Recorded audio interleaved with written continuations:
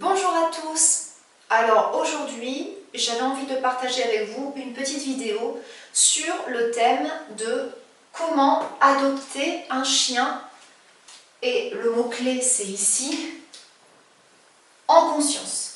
Alors pourquoi comment adopter un chien en conscience? Il me semble que si on comprenait un peu mieux comment ça fonctionne un chien, quels sont ses besoins, comment adapter au mieux justement notre environnement, l'environnement de vie qu'on va lui offrir dans notre famille, donc en fonction de ses besoins naturels, et essayer de trouver le meilleur compromis pour ce faire. Si on connaissait un peu mieux le caractère, le tempérament du chien et son éthologie, comment il marche, comment ça marche un chien, parce qu'il n'y a pas de manuel d'instruction qui est fourni avec, eh bien je pense que si on savait un peu plus tout ça, il y aurait certainement un peu moins d'animaux dans les chenils, un peu moins d'animaux abandonnés chaque année.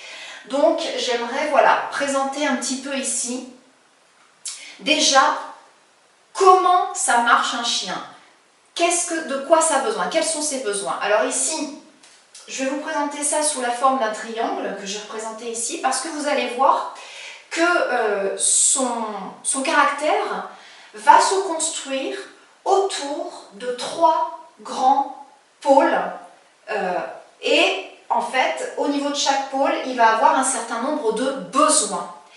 Donc ces grands pôles autour desquels l'animal va se construire,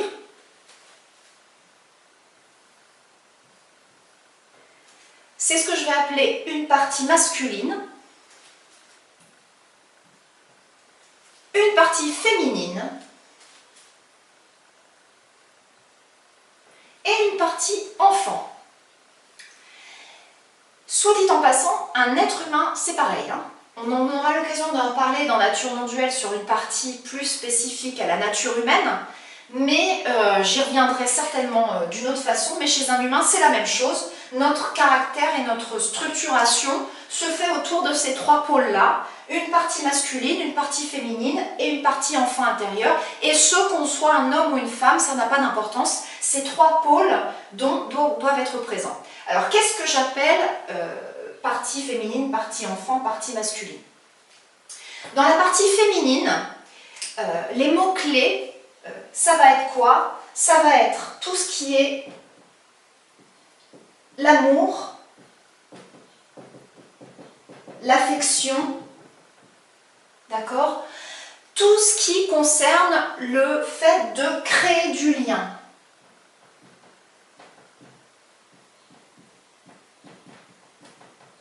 Voilà, ça c'est pour la partie féminine. La partie enfant intérieur, la partie enfant, qu'est-ce que c'est? C'est tout ce qui va avoir attrait à l'activité physique. Donc, ça va être les activités que vous allez mettre en place avec votre chien. Ça peut être par exemple les jeux, ça peut être le fait d'aller se promener, ça peut être une activité de chasse si c'est un chien de chasse, etc. Tout ce qui va concerner le fait de s'ébattre dans la nature, le fait de dépenser son énergie, etc. Il y a aussi au niveau de l'énergie de l'enfant, on aura l'occasion d'y revenir dans d'autres vidéos, ce qui concerne la notion de lâcher prise, c'est-à-dire la capacité de l'animal à se relâcher en votre présence parce que justement il est un peu considéré comme enfant dans un monde d'humains, dans le sens où c'est l'humain qui prend en charge ses besoins et donc forcément lui il n'a qu'à être lui-même, si je peux dire, se relâcher et il n'a pas besoin d'être dans des comportements anxieux ou dans des comportements obsessionnels, parce que tous ses besoins sont pris en charge et s'il arrive à savoir ça, eh bien il est dans cet état de lâcher prise, un peu comme un enfant qui sait qu'il est pris en charge par ses parents, d'accord, et qui peut du coup être totalement relâché. Donc ça fait partie des énergies de l'enfant intérieur. En ce qui concerne l'énergie masculine, les mots-clés, ça va être l'intention, les règles, les limites et tout ce qui a en gros attrait à la notion de conscience. observer. L'attention aussi, quand vous demandez à votre chien d'être attentif à ce que vous lui demandez, d'accord? Tout ça, c'est ce que j'appelle le pôle énergie masculine, d'accord? Donc, en gros, un animal qui va être équilibré, c'est un animal qui va se situer, alors il ne va pas être au centre du triangle après, mais plus ou moins dans la zone centrale. Après, qu'est-ce qui fait que l'animal va être décalé plus vers un pôle ou bien un autre? Premièrement, ça va dépendre de son caractère. C'est vrai que vous avez des animaux, par exemple, qui sont beaucoup plus actifs, beaucoup plus joueurs. Par contre, vous avez des animaux qui sont hyper câlins, ils sont patapouf, ils sont toujours sur vous, collés à vous. Ou alors, il y a des animaux qui peuvent aimer le challenge, répondre à vos demandes, à vos attentes. Par exemple, je pense aux bergers allemands ou à toutes les races de chiens de berger qui sont capables d'écouter, d'être attentifs à vos demandes, de répondre et qui trouvent un réel plaisir à le faire et qui du coup vont recevoir votre gratitude en retour comme une marque d'affection, d'accord? Donc après voilà, ça dépend des races de chiens, ça dépend du caractère du chien, mais il va se situer quelque part ici à l'intersection de ces trois pôles. Évidemment, plus il va lui manquer l'un de ces pôles, plus il va avoir tendance à être décalé vers les extrêmes et plus il y a des risques de déséquilibre dans le comportement de l'animal. Par exemple, un animal à qui on donne toujours de l'amour, de l'affection, des câlins, mais à qui on va mettre aucune limite, par exemple, c'est un animal qui va pouvoir donner des problèmes de comportement. Un animal qui a besoin, qui a un gros niveau d'énergie, qui a besoin de dépenser beaucoup d'énergie, puisqu'il a beaucoup de force vitale, et que par exemple vous sortez que 10 minutes le matin parce que tout le reste du temps vous n'avez pas le temps de vous en occuper, vous travaillez, et qui du coup va avoir très peu d'activité physique alors qu'il en a beaucoup besoin, c'est un chien qui aussi va pouvoir avoir une frustration qui s'accumule et qui va pouvoir donner aussi des problèmes de comportement. Alors, bien, à partir de ça, donc quand vous allez choisir votre chien, que ce soit dans un élevage, si vous savez déjà la race que vous souhaitez en fonction de votre intention de départ, ou que ce soit dans un chenil où effectivement le chien va peut-être pas être d'une race précise, mais il va peut-être être un mélange, dans tous les cas, votre travail à vous, ça va être d'observer l'animal pour voir déjà à la base quelle est sa prédisposition, c'est-à-dire où il se situe déjà, quelle est sa nature, d'accord, où il se situe déjà plus ou moins là-dedans, quels sont ses besoins là-dedans. Donc, il faut savoir que même un petit chien, un petit chiot de 2 ou 3 mois, et d'autant plus si on peut observer au sein d'une portée avec d'autres petits chiots, et ben c'est déjà possible de détecter les différences de caractère ou des différences de comportement. Donc certains petits chiens sont plus actifs que d'autres, certains ont plus une tendance à suivre l'humain, ils sont plus dépendants de l'humain. Donc par exemple ce type de chien là, si vous avez un petit chien qui vous suit à la trace, qui est super dépendant, mais que vous travaillez 10 heures par jour et vous n'êtes pas chez vous, ben ça va être difficile pour lui de tenir aussi longtemps tout seul, par exemple. Par exemple, il y a d'autres chiens qui, eux, ont une tendance plus naturelle à suivre les autres chiens plutôt que les humains. Ils sont plus attirés par les chiens que par les humains. Bon, bah, ce type de chien-là, c'est parfait, même si vous partez une grande partie de la journée, si vous avez un autre compagnon de jeu. Si par exemple vous avez un autre chien à la maison, vous savez que celui-là, bah, a priori, ce ne sera pas trop difficile pour lui, parce que, naturellement, il va être capable de tenir compagnie à l'autre. Ils vont se tenir compagnie l'un l'autre et du coup il va plus pouvoir supporter votre absence prolongée, d'accord? D'accord, donc ça c'est vraiment une première chose. Et c'est possible de détecter des chiens qui ont un bas niveau d'énergie, qui ont plus une tendance patapouf, ou un haut niveau d'énergie, donc qui jouent. Alors souvent on a tendance à choisir en disant bah, celui-là il est rigolo, il fait le clown, il fait le pitre, il est marrant, il saute dans tous les sens. Et on va choisir ce chiot-là parce qu'il est marrant. Mais ce qu'on ne se rend pas compte, c'est que le chiot qui fait ça, en général, c'est celui qui a le plus haut niveau d'énergie. C'est celui qui est le plus actif. C'est celui qui va avoir besoin le plus de se dépenser. Donc si vous choisissez le petit chien marrant, le petit chien clown qui saute partout, alors que vous n'êtes pas du tout sportif, vous êtes plutôt sédentaire, vous n'avez pas du tout envie de l'emmener courir 1 heure tous les jours, et ben ça risque de poser problème et ça peut à la longue, après, surtout si, bon voilà, après ça dépend des choses, si vous choisissez de l'opérer ou de pas l'opérer, sachant qu'un chien qui n'est pas opéré a encore un niveau d'énergie supérieur, dû à la testostérone en particulier si c'est un mâle, mais de toute façon même chez les femelles c'est même dû aux estrogènes aussi. Donc il va vraiment falloir être hyper observateur. C'est pour ça que choisir un chien sur internet par un coup de cœur, sur une photo et tout, c'est bien, ça peut être une bonne intuition, mais il faut confirmer et passer du temps avec l'animal, que ce soit en refuge ou chez l'éleveur, passer du temps avec l'animal pour voir si déjà si ça match entre vous, si ça connecte entre vous, et voir un peu son type de caractère pour voir s'il va être adapté pour s'habituer dans l'environnement que vous allez lui offrir. Alors je reviens un petit peu sur l'une des règles de la biologie non duelle qui est le principe d'équilibre.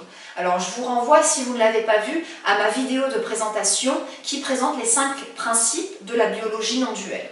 Donc ici je vais parler du principe d'équilibre et faire un petit point là-dessus. Pourquoi? Parce que on avait dit donc dans cette vidéo de présentation que n'importe quel être vivant, ou la nature en général, a toujours tendance à essayer de récupérer un état d'équilibre. Dès qu'il y a un déséquilibre quelque part, la vie va avoir tendance à rééquilibrer, donc à s'adapter pour pouvoir revenir à un état d'équilibre. D'accord? C'est-à-dire que votre chien, si je reprends mon exemple ici, s'il y a un décalage entre ses besoins et le type d'environnement que vous lui proposez en arrivant dans votre famille, ça va générer du stress, c'est sûr. Le stress étant vraiment, la définition du stress, c'est ça, c'est le décalage entre les besoins d'un être vivant et ce que l'environnement lui fournit. Plus il y a un décalage, plus il y a de stress. Mais justement, normalement, jusqu'à un certain point, l'animal est adaptable. C'est-à-dire qu'il va être capable lui-même d'adapter son niveau d'énergie, d'adapter son rythme, ses besoins en général, pour coller avec son environnement. Mais il est adaptable dans une certaine mesure. Si on dépasse les capacités d'adaptation de l'animal, et bien c'est à ce moment-là qu'il va pouvoir y avoir des problématiques de comportement qui peuvent apparaître.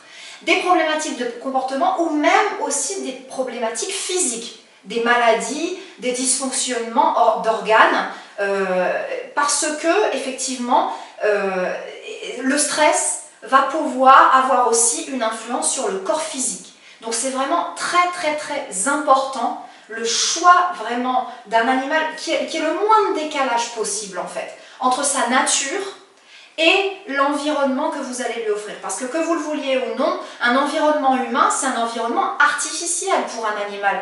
L'animal, pour lui, c'est pas ses règles, c'est pas les règles naturelles, si vous voulez. D'où l'importance aussi de mettre des règles, des limites et une structure. Parce que l'animal, il ne sait pas que quand il est chez vous, il n'a pas le droit de faire pipi par terre. Il ne sait pas qu'on traverse la route quand le petit bonhomme passe au vert.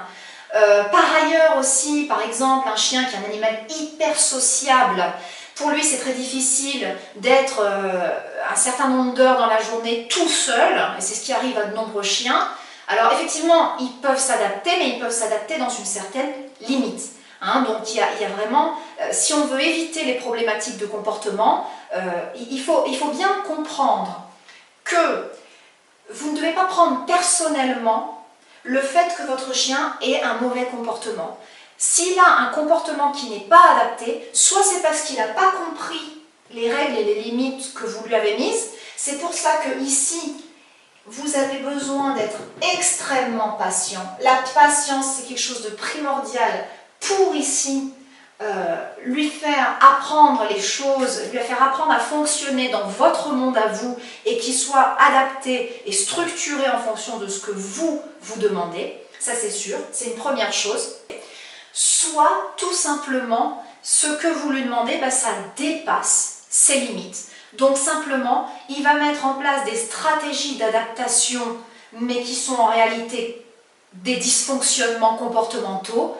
Et en général, le problème, c'est que on veut résoudre le problème de comportement du chien, encore une fois, au lieu d'essayer de trouver la cause de ce comportement inadapté.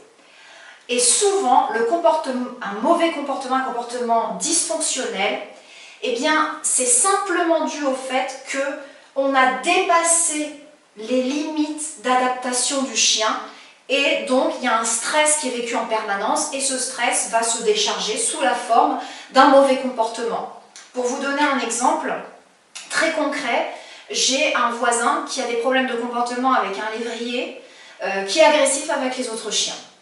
Avec les humains, c'est un amour, mais avec les autres chiens, il est agressif.